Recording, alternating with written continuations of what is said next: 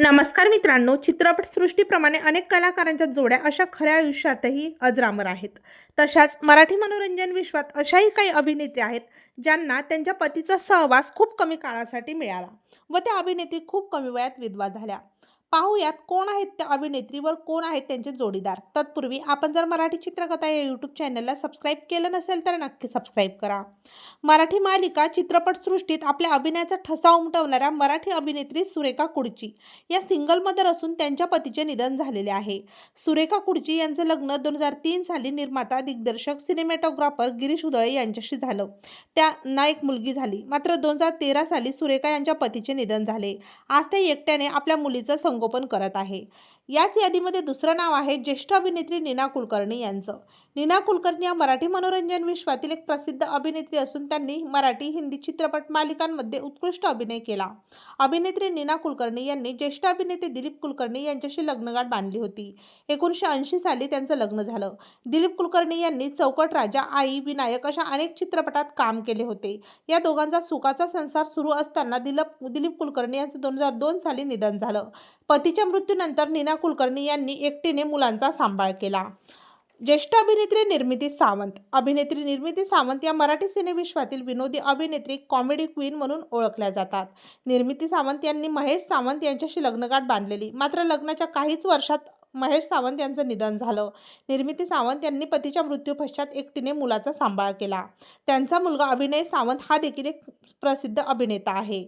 त्यानंतर ज्येष्ठ अभिनेत्री प्रिया बेर्डे या देखील मराठीतील प्रसिद्ध अभिनेत्री असून त्यांच्या अभिनयाचे आणि नृत्याचे अनेक चाहते आहेत.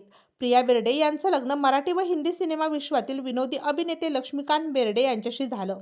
या दोघांना अभिनय व स्वानंदी नावाची 2 मुलं असून आईवडिलांप्रमाणेच त्यांची मुलंही मनोरंजन विश्वात सक्रिय आहेत.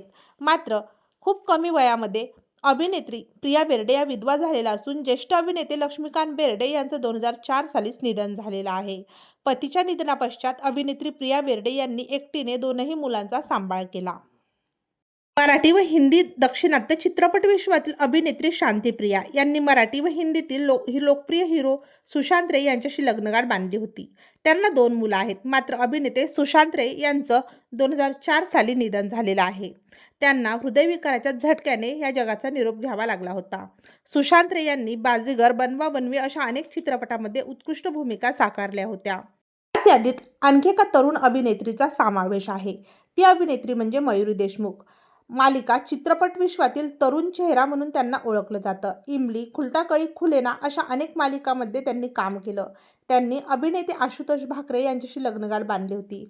मात्र आशुतोष भाकरे यांनी त्यांच्या मानसिक स्थिती बिघडल्यामुळे टोकाचा निर्णय घेत या जगाचा निरोप घेतला होता. अभिनेत्री मयुरी देशमुख या देखील खूप कमी वयात पतीला गमावलेला आहे.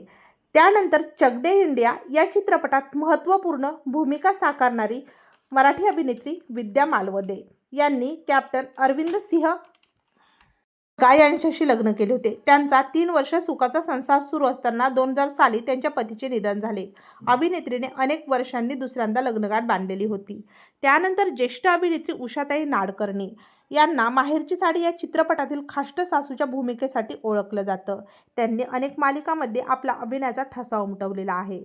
मात्र आज त्या काळात एकटीने जीवन जगत असून त्यांचे पती आनंद नाडकर्णी यांचे निधन झालेले आहे. उषा नाडकर्णी या पतीच्या निधनानंतर चित्रपट विश्वात सक्रिय राहिल्या, पण त्यांचा मुलगा हा आता विदेशात त्यांच्या पत्नीसोबत राहत असून उषा नाडकर्णी या मुंबईमध्ये एकट्याच राहतात. तेव्हा मित्रांनो, मनोरंजन विश्वातील अशा अनेक अभिनेत्री आहेत ज्यांनी खूप संघर्षपूर्णरित्या आपलं आयुष्य जगलेलं आहे.